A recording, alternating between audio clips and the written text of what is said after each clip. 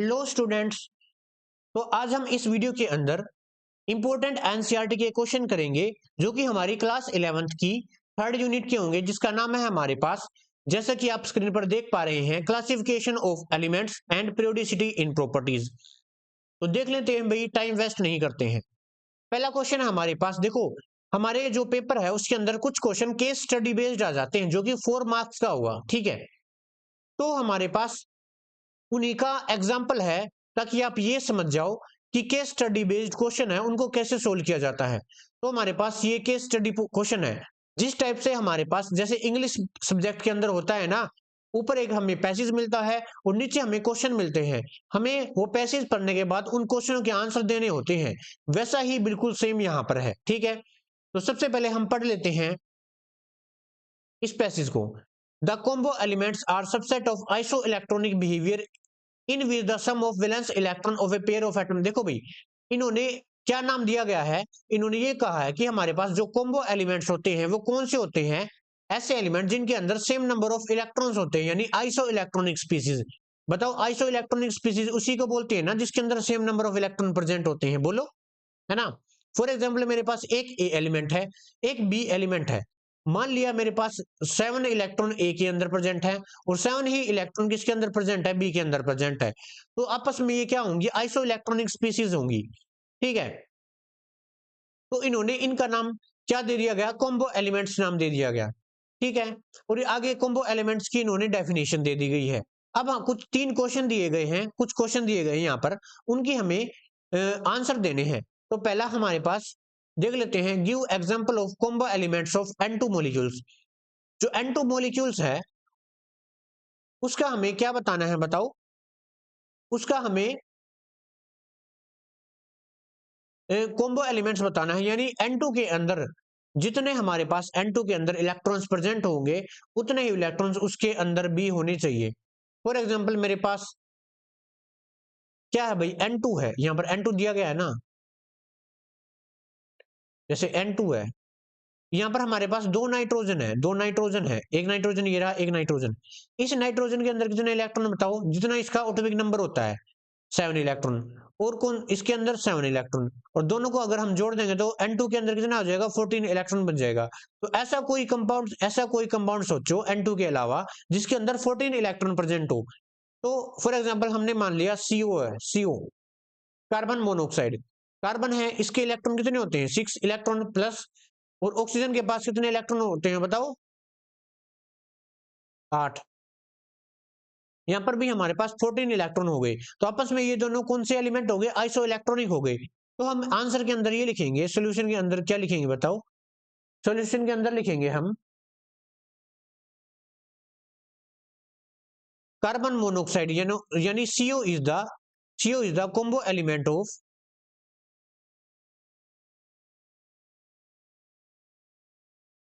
Element of N2, ठीक है, ये आंसर हो गया। दूसरा हम देख लेते हैं, show some similarities between the given example of N2। देखो भाई, जो हमने एग्जांपल दिया है ना, CO एग्जांपल दिया है, अब इन्होंने ये पूछा है कि N2 के साथ उसकी कोई सिमिलरिटी है, बिल्कुल सिमिलरिटी है।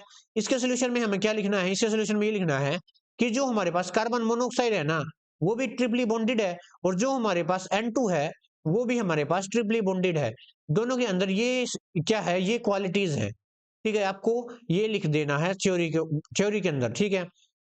इसका देख लेते हैं, which combo elements with resemble with carbon. अब कार्बन है, ठीक है। अब कार्बन, इन्होंने ये पूछा है कौन सा एलिमेंट होगा जो कार्बन के साथ कॉम्बो करेगा, तो हमें कार्बन का ही कोई एलोट्रोप्स लेना पड़ेगा, ठीक है। तो वो होता है हमारे पास ग्रेफाइट। तो आप ये लिख सकते हैं यहाँ पे ग्रेफाइट, ठीक है, इसका आंसर आएगा ग्रेफाइट, ठीक है। तो ये हमारे पास केस स्टडी बेस्ड क्वेश्चन था, इनको ऐसे सोल्व करना होता है। चलिए नेक्स्ट क्वेश्चन देख लेते हैं। ये हमारे पास है, right the general outer electronic configuration of SPD and F block elements. हमें इनकी इलेक्ट्रॉनिक कॉन्फ़िगरेशन बतानी है, जनरल इलेक्ट्रॉनिक कॉन्फ़िगरेशन, ठीक है। देखो भाई, हमारे पास ये पीरियोडिक टेबल है, देखो भाई ये हमारे पास पीरियोडिक टेबल है, और इसके जो हमारे पास ग्रुप नंबर पहला और ग्रुप नंबर सेकंड होता है। देखो ये ग्रुप नंबर पहला और ये ग्रुप नंबर सेकंड होता है, पहला और दूसरा, इनको हम एस ब्लॉक एलिमेंट कहते हैं। ठीक है, और जो हमारे ग्रुप नंबर थर्ड से लेकर ग्रुप नंबर 12 तक ये होते हैं, ये हमारे पास डी ब्लॉक एलिमेंट होते हैं। ये हमारे पास डी ब्लॉक एलिमेंट होते हैं। और जो हमारे पास ग्रुप नंबर 13 से लेकर ग्रुप नंबर जो 18 होते हैं, यानी ये सारे, ठीक है, ये सारे पी ब्लॉक एलिमेंट होते हैं। ठीक है, और हमारे पास जो नीचे बच गए ये दो रोज हैं हमारे पास, है ना, ये हमारे पास एफ ब्लॉक एलिमेंट होते हैं। ठीक है, एफ ब्लॉक एलिमेंट होते हैं। अब हमें इनकी जनरल आउटर इलेक्ट्रॉनिक कॉन्फ़िगरेशन बतानी है कि क्या होती है। अब उसी से हमें ये पता चलता है कि इनको एस ब्लॉक, पी ब्लॉक और डी एफ क्यों कहते हैं। देखो सबसे पहले तो हमें ये जानना है कि एस का मतलब क्या होता है। अगर आपको नहीं बताया तो मैं बता देता हूं। एस का मतलब होता है हमारे पास शार्प। ठीक है, एस का मतलब होता है हमारे पास शार्प।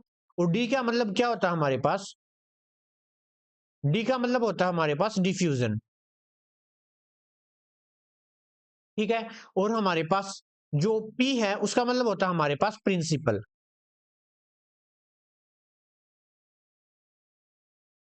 और एफ का मतलब होता है हमारे पास फंडामेंटल।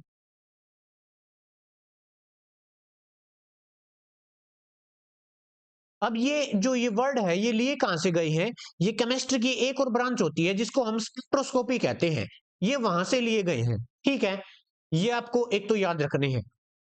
दूसरी बार हम इसकी जनरल इलेक्ट्रॉनिक कॉन्फ़िगरेशन कर रहे थे तो वो हम कर लेते हैं। सबसे पहले हम देखेंगे एस ब्लॉक। एस की हमारे पास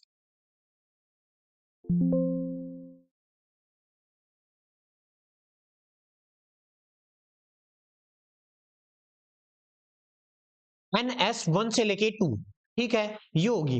एन है यहां पर कुछ भी आ सकता है, जैसे 1 2 3 4 यहां पे हमारे पास। ठीक है, पी की जनरल इलेक्ट्रॉनिक कॉन्फ़िगरेशन होगी हमारे पास NS2 NP1 से लेके 6। ठीक है, और हमारे पास जो डी है उसकी होगी हमारे पास N-1 और यहाँ पे डी। और डी के अंदर 1 से लेके 10 इलेक्ट्रॉन आ सकते हैं। और बाद में एस के अंदर हमारे पास 0 से लेकर 2 ही इलेक्ट्रॉन आ सकते हैं। ठीक है, और हमारे पास नेक्स्ट है एफ। एफ ब्लॉक एलिमेंट की जो जनरल इलेक्ट्रॉनिक कॉन्फ़िगरेशन होगी वो होगी N-2 एफ। और एफ के अंदर 1 से लेके 14 इलेक्ट्रॉन आ सकते हैं। आगे आएगी N-1, ये डी है।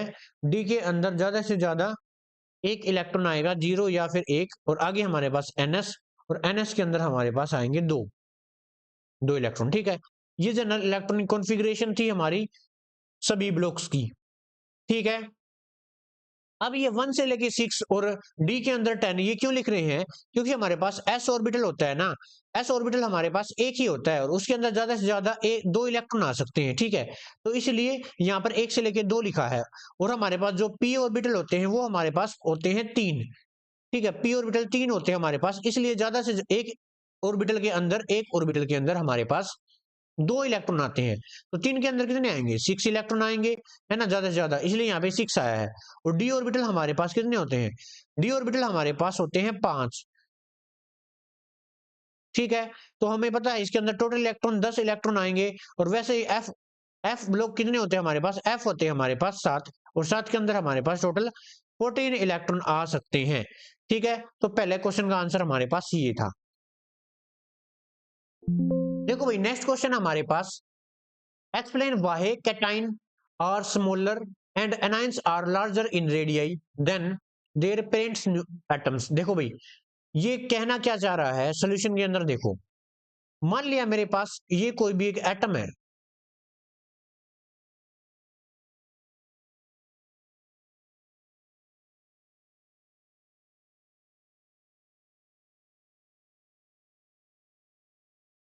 मेरे पास ये कोई भी एटम है। ठीक है, अगर मैं इस एटम से इलेक्ट्रॉन को निकाल दूं बाहर, यानी इलेक्ट्रॉन को मैंने बाहर निकाल दिया। ठीक है, इलेक्ट्रॉन को बाहर निकाल दिया तो क्या होगा, इसका साइज हो जाएगा छोटा।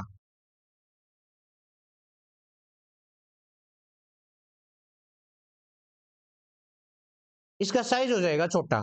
अगर मैं इसके अंदर बाहर से इलेक्ट्रॉन को ऐड करवा दूं तो इसका जो साइज है, इसका साइज हो जाएगा बड़ा।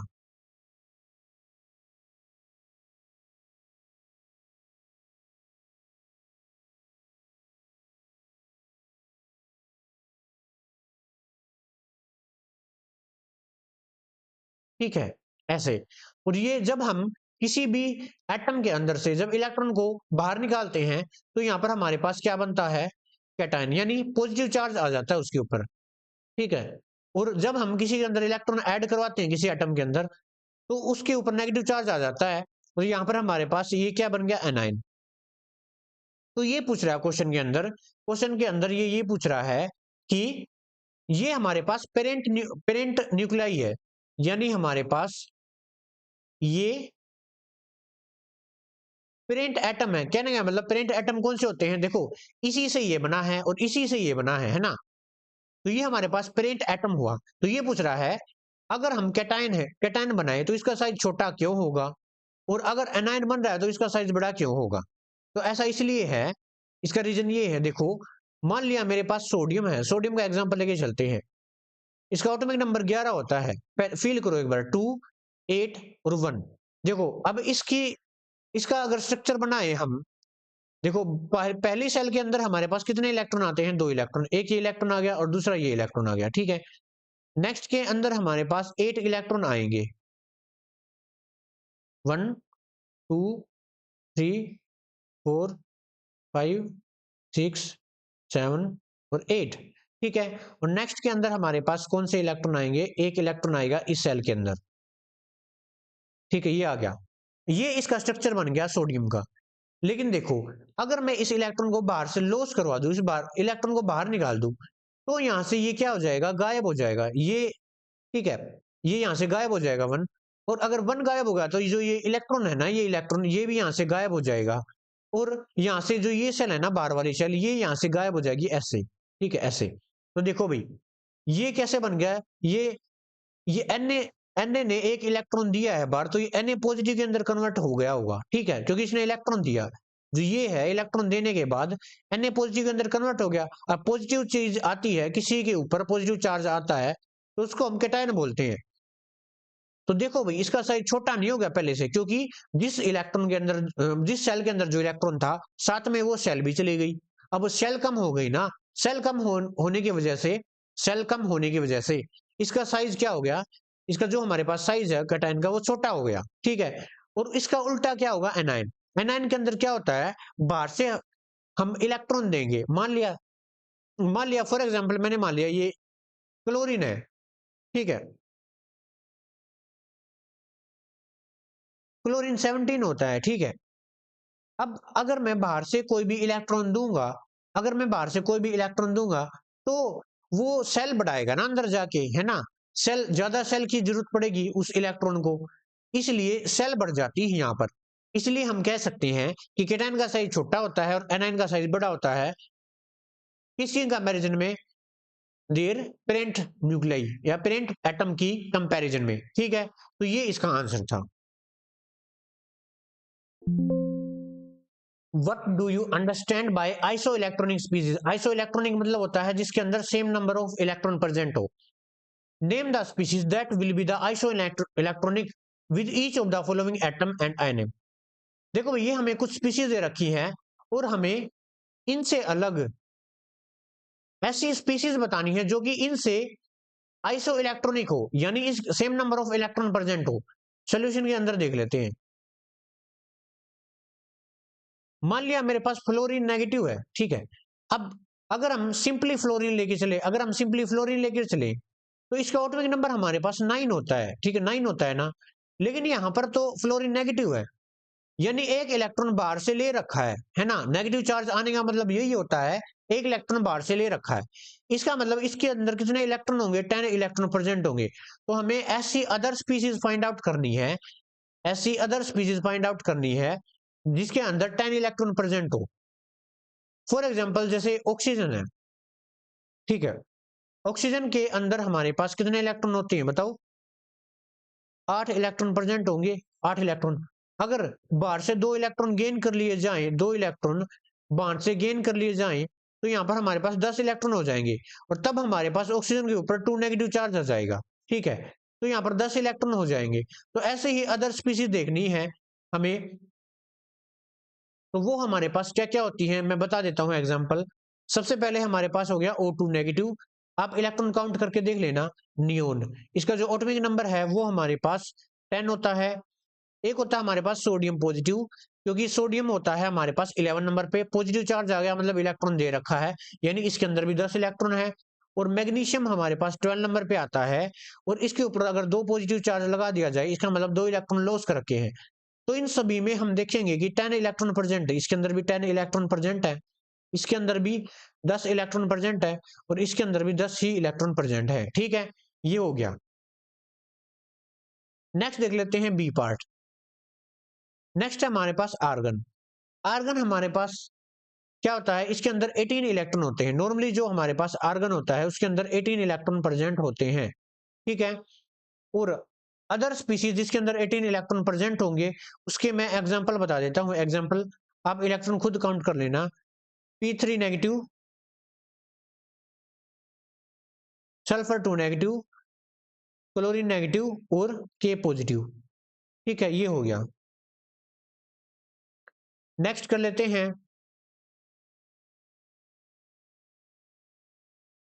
आगे है हमारे पास मैग्नीशियम।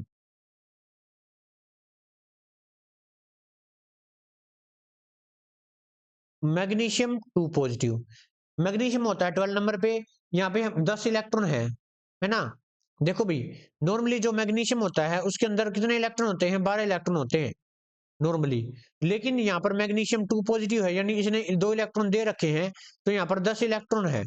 तो 10 इलेक्ट्रॉन वो तो हमने ऊपर कर चुके हैं, तो उसका वही आंसर लिख दो। क्या आएगा बताओ। जैसे O2 negative, neon, sodium positive और हमारे पास आ गया एल्यूमिनियम 3 पॉजिटिव। ये आ गया हमारे पास।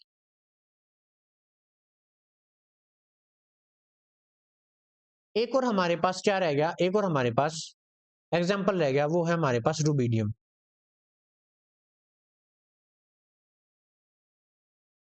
Rubidium positive. ठीक है, नॉर्मली जो हमारे पास रूबीडियम होता है वो 37 नंबर पे आता है, ये आपको याद करना है।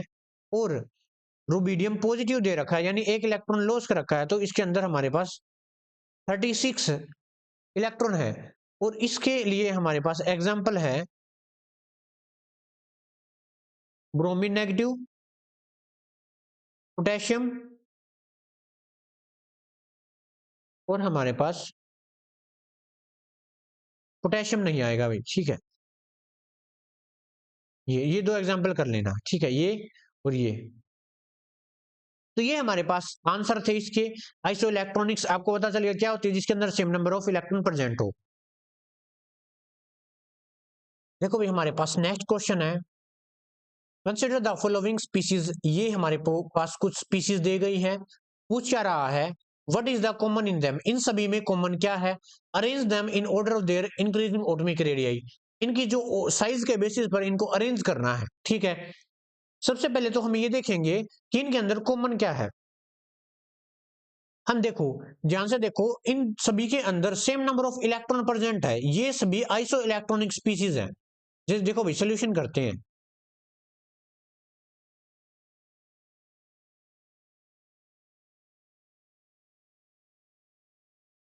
सोल्यूशन करते हैं। सबसे पहले है O2 नेगेटिव, जो आसान है उसे ले लेते हैं। नॉर्मली जो हमारे पास ऑक्सीजन होता है उसके अंदर कितने इलेक्ट्रॉन होते हैं बताओ। 8 इलेक्ट्रॉन होते हैं, है ना। और यहाँ पे हमारे पास जो ऑक्सीजन 2 नेगेटिव, यानी 2 इलेक्ट्रॉन ले रखे हैं, 2 नेगेटिव है, इसका मतलब 10 इलेक्ट्रॉन इसके अंदर होंगे। ठीक है, उसके बाद नाइट्रोजन लेते हैं। नाइट्रोजन, नॉर्मली जो हमारे पास नाइट्रोजन होता है उसके अंदर कितने इलेक्ट्रॉन होते हैं, 7 इलेक्ट्रॉन। लेकिन यहाँ पर 3 नेगेटिव है, तो इसका मतलब 3 इलेक्ट्रॉन बाहर से ले रखे हैं, तो यहाँ पर 3 नेगेटिव हो गया, तो 10 इलेक्ट्रॉन हो गए, है ना, 10 इलेक्ट्रॉन। इसके अंदर भी 10 इलेक्ट्रॉन है। ऐसे ही हमारे पास जैसे F नेगेटिव है ना, नॉर्मली जो हमारे पास फ्लोरीन होता है उसके अंदर 9 इलेक्ट्रॉन प्रेजेंट होते हैं, एटॉमिक नंबर 9 होता है ना। और एक नेगेटिव चार्ज है तो इसका मतलब 10 इलेक्ट्रॉन हो गए, एक इलेक्ट्रॉन बढ़ जाएगा। वैसे ही अगर हम मैग्नीशियम 2 पॉजिटिव देखें तो नॉर्मली जो मैग्नीशियम होता है वो हमारे पास 12 इलेक्ट्रॉन होते हैं उसके अंदर, यानी एटॉमिक नंबर 12 होता है ना इसका। और मैग्नीशियम 2 पॉजिटिव हमारे पास, तो इसका मतलब 2 इलेक्ट्रॉन बाहर दे रखे हैं इसको, पॉजिटिव चार्ज है ना, बाहर लॉस कर रखे हैं, तो 10 इलेक्ट्रॉन।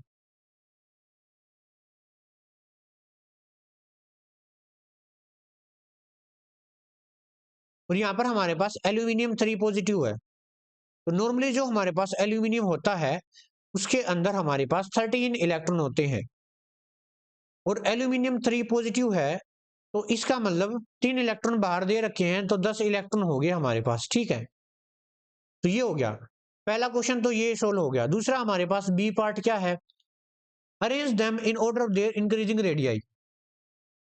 देखो भाई ध्यान से समझना, जिनके ऊपर नेगेटिव चार्ज होता है ना, जिनके ऊपर नेगेटिव चार्ज होता है, नेगेटिव चार्ज यानी इलेक्ट्रॉन लिया है, और हमें पता है जो जिनके ऊपर नेगेटिव चार्ज होता है वो होते हैं एनायन, और हमने पिछले क्वेश्चन के अंदर पढ़ा था एनायन का साइज हमेशा बड़ा होगा।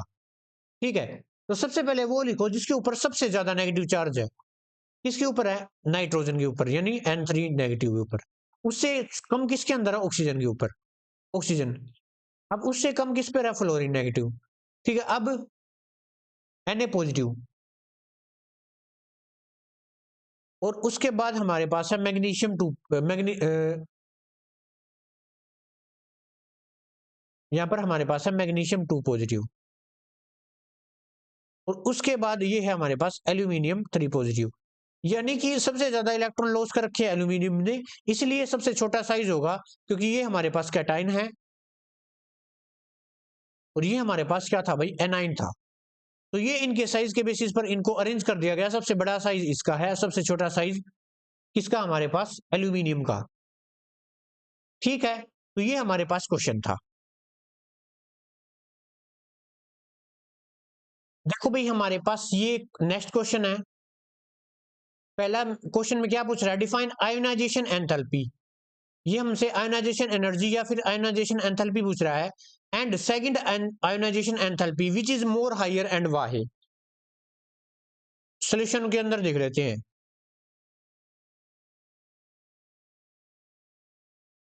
सबसे पहले तो हमें यह समझना है, आपको उसकी डेफिनेशन लिखनी है, आयोनाइजेशन एंथैल्पी होता क्या है, यानी आयोनाइजेशन एनर्जी होता क्या है। तो मैं आपको बता देता हूं, आपको थ्योरेटिकल लिखना है, और ऐसे भी आपको समझा देता है, समझा देना है डायग्रामेटिकली। मान लिया कोई भी हमारे पास एटम है, ठीक है, और ये हमारे पास गैसियस एटम है, ये आपको याद रखना है। ये हमारे पास कोई भी एटम है, और ये हमारे पास कौन सा एटम है भाई, ये एक गैसियस एटम है। ठीक है, ये एक गैसियस एटम है, और हमें पता है एटम के अंदर क्या होते हैं भाई, इलेक्ट्रॉन्स प्रेजेंट होते हैं, ये इलेक्ट्रॉन्स है। ठीक है, ऐसे रिप्रेजेंट कर दिए, मान लिया। ठीक है, अब क्या होगा, बाहर से हम एनर्जी देंगे, बाहर से हम एनर्जी देंगे इस इलेक्ट्रॉन को बाहर निकालने के लिए, यहां से ये बाहर निकल जाए। ठीक है, ये एनर्जी देंगे, ये हम बाहर से एनर्जी दे रहे हैं, और एनर्जी की ही मतलब एंथैल्पी होती है, वो एनर्जी की फॉर्म होती है। ठीक है, तो जो आयोनाइजेशन एनर्जी क्या हो गई, आयोनाइजेशन एनर्जी क्या होती है, किसी भी गैसियस एटम से वैलेंस सेल इलेक्ट्रॉन को बाहर निकालने के लिए जो एनर्जी दी जाती है उसको हम आयोनाइजेशन एनर्जी बोला जाता है। मैंने क्या बोला है, किसी भी गैसियस एटम से बाहर के इलेक्ट्रॉन को निकालने के लिए जो एनर्जी दी जाती है उसको आयोनाइजेशन एनर्जी या फिर आयोनाइजेशन एंथैल्पी बोला जाता है। ठीक है, पहले तो ये हो गई इसकी डेफिनेशन। दूसरा ये पूछ रहा है विच इज मोर, जो second ionisation energy first ionisation, ये क्या होगा बताओ। मान लिया फॉर एग्जांपल ये इलेक्ट्रॉन है, ये इलेक्ट्रॉन है, देखो ये इलेक्ट्रॉन बाहर निकालेंगे, ये बाहर वाले शेल के अंदर प्रेजेंट है ना, इसको बोलेंगे आयोनाइजेशन एनर्जी फर्स्ट। क्या बोलेंगे बताओ, आयोनाइजेशन एनर्जी फर्स्ट। यानी हमने पहली बार आयोनाइजेशन एनर्जी दी है और ये इलेक्ट्रॉन बाहर से निकल गया। अब ये बाहर, ये इलेक्ट्रॉन निकलने के बाद, ये इलेक्ट्रॉन निकलने के बाद ये हमारा जो एटम है वो कैसा हो जाएगा, देखो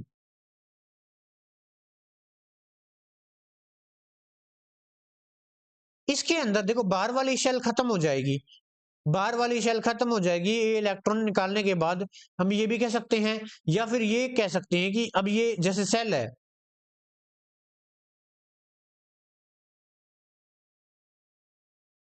ये हमने बाहर, मान लिया ये इलेक्ट्रॉन है, हमने बाहर निकाल दिया यहां से, ठीक है।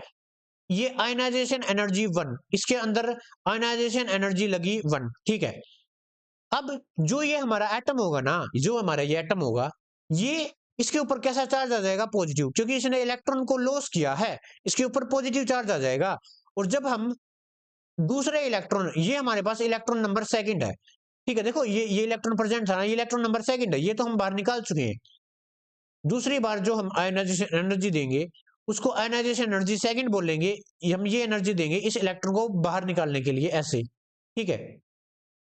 तो ये एनर्जी जो हमारी आयनाइजेशन एनर्जी सेकंड होगी वो ज्यादा होगी किससे? आयनाइजेशन एनर्जी फर्स्ट से। ऐसा क्यों होता है? क्योंकि इसके ऊपर पॉजिटिव चार्ज आ गया है, और किसी भी पॉजिटिव चार्ज स्पीशीज से, यानी कैटायन से इलेक्ट्रॉन को निकालना बहुत ही ज्यादा टफ काम होता है। हम जल्दी से इलेक्ट्रॉन को नहीं निकाल सकते, हमें ज्यादा एनर्जी देनी पड़ेगी किसी भी पॉजिटिव चार्ज एटम से इलेक्ट्रॉन को निकालने के लिए। फॉर एग्जांपल देखिए, एग्जांपल ले लेते हैं हम, ठीक है। फॉर एग्जांपल सोडियम है। सोडियम का एटॉमिक नंबर हमारे पास 11 होता है। पहले सेल में 2 इलेक्ट्रॉन, दूसरे के अंदर 8 इलेक्ट्रॉन और बाद में 1, ठीक है। हमने 1 इलेक्ट्रॉन को बाहर निकाल दिया, क्या देकर? आयनाइजेशन एनर्जी फर्स्ट देकर। अब यहाँ पर हमारे पास क्या कॉन्फ़िगरेशन बन गई? Na पॉजिटिव, और यहाँ पर हमारे पास 10 इलेक्ट्रॉन हो गए, यानी 2 और 8, ठीक है, ये हो गए हमारे पास, ठीक है। उसके बाद क्या होगा? उसके बाद क्या होगा? जब हम 8 इलेक्ट्रॉन में से, देखो भाई ये स्टेबल भी हो गया, 8 इलेक्ट्रॉन पूरे हो गए ना, ऑक्टेट कंप्लीट हो गया इसका। अब इसके अंदर से हम और इलेक्ट्रॉन निकालेंगे, मान लिया एक और इलेक्ट्रॉन निकालेंगे बाहर, तो यहाँ पर हमारे पास आयनाइजेशन एनर्जी सेकंड देनी पड़ेगी इसको, ये इलेक्ट्रॉन निकालने के लिए। अब दो बातें होंगी, पहली बात तो ये होगी जो इसकी कॉन्फ़िगरेशन है वो स्टेबल हो गई है, 8 इलेक्ट्रॉन पूरे हो गए हैं, इसलिए कोई भी चीज अनस्टेबल नहीं होना चाहती, ठीक है। जो ज्यादा ही एनर्जी देनी पड़ेगी, बहुत ही ज्यादा एनर्जी देनी पड़ेगी हमें, ठीक है, ये दूसरा इलेक्ट्रॉन निकालने के लिए। दूसरा, इसके ऊपर पॉजिटिव चार्ज आ गया है, और हमें पता है कैटायन के अंदर से इलेक्ट्रॉन निकालना बहुत ही ज्यादा टफ काम होता है, इसलिए जो आयनाइजेशन एनर्जी सेकंड है वो बहुत ही ज्यादा होगी किसकी कंपैरिजन में? आयनाइजेशन एनर्जी फर्स्ट की कंपैरिजन में, ठीक है। दूसरा क्या होगा? दूसरा क्वेश्चन हमारे पास ये है, देखो इसका सेकंड पार्ट एक बार इसे क्लियर कर देते हैं।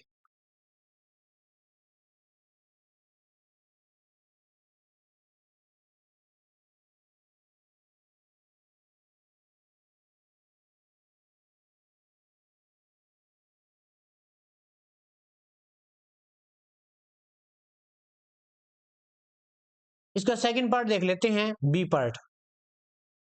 What are the various factors due to which the ionization enthalpy of the main group element tends to decrease down the group? ये बोल रहा है जैसे ही हम टॉप टू बॉटम ग्रुप के अंदर चलेंगे, ऊपर से नीचे ग्रुप के अंदर चलेंगे, है ना, तुम्हें पता है पीरियोडिक टेबल के अंदर टॉप टू बॉटम क्या होता है? ग्रुप होता है। तो ये कह रहा है जो आयनाइजेशन एनर्जी होती है उस पर क्या इफेक्ट पड़ेगा? देखो भाई, जो हमारी आयनाइजेशन एनर्जी होती है ना, जब हम ऊपर से नीचे जाएंगे वो डिक्रीज होगी। वो क्या होगी? डिक्रीज होगी। ऐसा क्यों? क्योंकि हमें पता है साइज बढ़ता जाएगा। ये हमारे पास ऊपर वाला एलिमेंट है और ये हमारे पास नीचे वाला एलिमेंट है, इसका साइज बड़ा होगा, क्योंकि हमें पता है एटॉमिक साइज इंक्रीज होता है जैसे जैसे हम नीचे चलते हैं। क्यों होता है? क्योंकि नंबर ऑफ सेल बढ़ती जाती है। तो पहला फैक्टर ये था, पहला फैक्टर ये है कौन सा? Atomic size. एटॉमिक साइज बढ़ता है, एटॉमिक साइज बढ़ रहा है, तो हमारे पास क्या हो जाएगा? हमारे पास क्या हो जाएगा? जो आयनाइजेशन एनर्जी है वो हमारे पास डिक्रीज हो जाएगी। और दूसरा फैक्टर क्या है हमारे पास? शील्डिंग इफेक्ट या फिर स्क्रीनिंग इफेक्ट,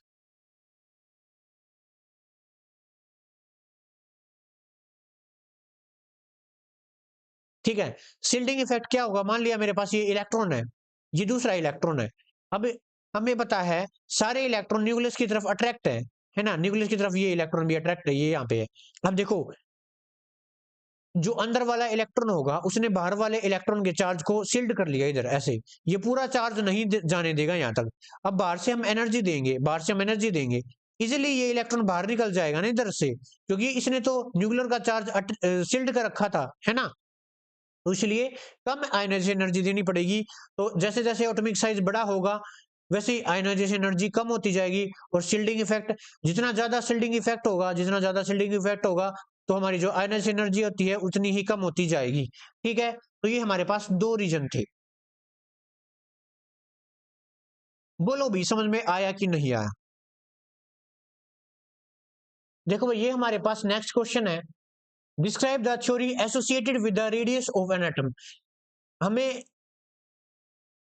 एटॉमिक साइज यानी रेडियस के बारे में बताना है। सबसे पहले है गेन ऑफ इलेक्ट्रॉन।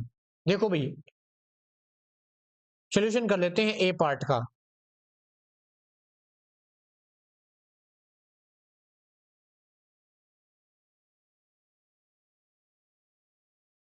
देखो भाई, गेन ऑफ इलेक्ट्रॉन, मान लिया मेरे पास कोई भी एक एटम है, ठीक है। मान लिया मेरे पास कोई भी एक एटम है, अगर वो इलेक्ट्रॉन को गेन कर रहा है बाहर से, मान लिया ये इलेक्ट्रॉन है, बाहर से इलेक्ट्रॉन को गेन कर रहा है इधर, कि ये पहले से इलेक्ट्रॉन प्रेजेंट थे, तो ये क्या बन जाएगा, एनायन बन जाएगा। हमें पता है ये एनायन बन जाएगा।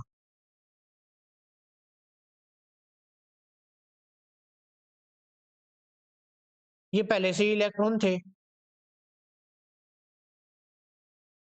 और ये एक नया इलेक्ट्रॉन है, ये यहां पर आ गया, देखो ऐसे।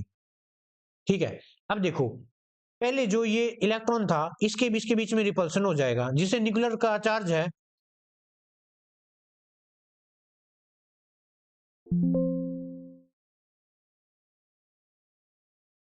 तो यहां पर देखो, इनके बीच में रिपल्सन हो गया, जिससे इसका जो साइज है वो थोड़ा सा बड़ा हो जाएगा। घुमा फिरा के वही बातें आ रही हैं कि हमारे पास जो इलेक्ट्रॉन गेन किया तो ये हमारे पास एनायन बन गया। और हमें पता है जो एनायन है उसका साइज बड़ा होता है कंपैरिजन टू पहले वाले न्यूक्लियस से। दूसरा हमारे पास है बी। बी पार्ट है लॉस ऑफ इलेक्ट्रॉन। अब इसका उल्टा कर दो तो भाई पता है, इलेक्ट्रॉन लॉस करने के बाद जो भी हमारे पास एटम बनता है, फॉर एग्जाम्पल ये मेरे पास कोई भी एटम है, ठीक है। अब ये बाहर का इलेक्ट्रॉन था इसके पास, ठीक है, मान लिया ये इलेक्ट्रॉन है इसके अंदर। अब ये इलेक्ट्रॉन बाहर लॉस कर दिया इन्होंने, बाहर निकल गया ये इलेक्ट्रॉन। और बाद में जो ये नया एटम बनेगा, बाद में जो ये नया एटम बनेगा ना, अंदर ये इलेक्ट्रॉन थे और ये इलेक्ट्रॉन था। ये इलेक्ट्रॉन देखो, ये इलेक्ट्रॉन मान लिया बाहर निकल गया। और बाद में क्या हुआ, न्यूक्लियर फोर्स, ये न्यूक्लियर फोर्स है वो तो उतना ही रहा, तो ये इसको और भी ज्यादा खींच के अंदर की तरफ ले जाएगा। और हम ये भी कह सकते हैं कि एक बाहर से शेल भी खत्म हो जाती है कभी कभी। तो इसलिए जो हमारे पास इलेक्ट्रॉन को लॉस करने के बाद जो हमारे पास जो कैटायन बनेगा, यानी इसके ऊपर पॉजिटिव चार्ज आएगा, उसका साइज हमेशा छोटा होता है। कैटायन स्मॉल साइज का होता है और हमारे पास जो एनायन है वो हमारे पास लार्ज साइज का होता है। एटॉमिक रेडियस बढ़ जाती है, इधर छोटी हो जाती है। ठीक है, तो ये था भाई।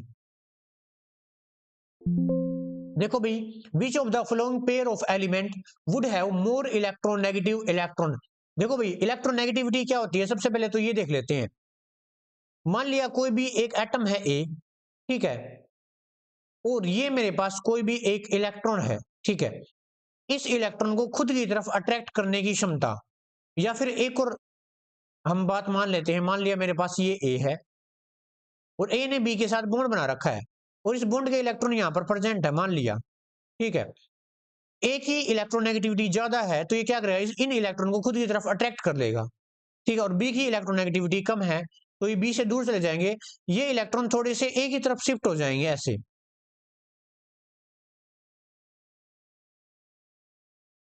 ये इलेक्ट्रॉन ए की तरफ थोड़े से शिफ्ट हो जाएंगे। तो सॉल्यूशन कर लेते हैं। मान लिया मेरे पास ऑक्सीजन है और एक मेरे पास फ्लोरीन है, इनमें से किसकी ज्यादा इलेक्ट्रोनेगेटिविटी होगी, तो ध्यान से सुनना, फ्लोरीन की ज्यादा होगी। क्यों, क्योंकि जो इसका साइज है, पहली बात जो इसका साइज है वो हमारे पास स्मॉल है, छोटा है, इसलिए। क्योंकि देखो, एक तो स्मॉल साइज का एटम हो, एक तो ये हो और एक मेरे पास ये हो, और इस एक ही इलेक्ट्रॉन है, एक ही इलेक्ट्रॉन है, इनमें से इस इलेक्ट्रॉन को, इन इलेक्ट्रॉन को अपनी तरफ कौन जल्दी अट्रैक्ट करेगा, बताओ। ये जल्दी अट्रैक्ट करेगा ना, क्योंकि इसका साइज छोटा है, जल्दी से अट्रैक्ट कर लेगा, इसलिए फ्लोरीन है। उसकी इलेक्ट्रोनेगेटिविटी ज्यादा होती है किससे, ऑक्सीजन से। दूसरा ये था ए पार्ट। दूसरा कौन सा पार्ट है हमारे पास, बी पार्ट। ये पूछ रहा है फ्लोरीन और हमारे पास क्लोरीन है, इसमें से किसकी इलेक्ट्रॉन गेन एंथैल्पी ज्यादा है, बताओ। इसमें से क्लोरीन की ज्यादा होगी, क्यों, क्योंकि फ्लोरीन का साइज है छोटा। फ्लोरीन का साइज है छोटा, ये क्या करेगा, इलेक्ट्रॉन गेन तो कर लेगा। मान लिया मेरे पास ये फ्लोरीन है, ये फ्लोरीन है, ठीक है। अब ये इलेक्ट्रॉन गेन तो कर लेगा, लेकिन इसका जो साइज है, इसका जो साइज है ना वो छोटा है। अब छोटे साइज के ऊपर ज्यादा इलेक्ट्रॉन हो जाएंगे गेन करने के बाद, और इलेक्ट्रॉन के बीच में रिपल्सन हो जाएंगे। अगर रिपल्सन होगा तो ये हाईली अनस्टेबल हो जाएगा, हाईली अनस्टेबल हो जाएगा। मैंने क्या बताया है अभी, फ्लोरीन है उसका साइज छोटा है, जिसके कारण इलेक्ट्रॉन लेने के बाद क्या हो जाएगा, वो अनस्टेबल हो जाएगा। वो अनस्टेबल क्यों होगा, क्योंकि इलेक्ट्रॉन इलेक्ट्रॉन के बीच में रिपल्सन हो जाएगा, क्योंकि ज्यादा इलेक्ट्रॉन बढ़ जाएंगे ना, इसलिए। और कोई भी चीज इस यूनिवर्स में अनस्टेबल नहीं होना चाहती, लेकिन जो क्लोरीन है उसका साइज हमारे पास बड़ा साइज का एलिमेंट है क्लोरीन, क्योंकि ऊपर से नीचे जाते हैं साइज बड़ा हो जाता है ना, इसलिए क्लोरीन नीचे आता है फ्लोरीन के। तो इसलिए क्लोरीन का साइज है बड़ा, ये इलेक्ट्रॉन को अपनी तरफ अट्रैक्ट कर लेगा। इलेक्ट्रॉन को अपनी तरफ अट्रैक्ट करने के बाद इलेक्ट्रॉन ले भी लेगा, इलेक्ट्रॉन लेने के बाद फिर भी ये स्टेबल रहेगा। क्यों, क्योंकि इसका साइज है बड़ा, इसका साइज बड़ा है, इसका साइज बड़ा है, तो ये फिर भी ये स्टेबल रहेगा, ठीक है।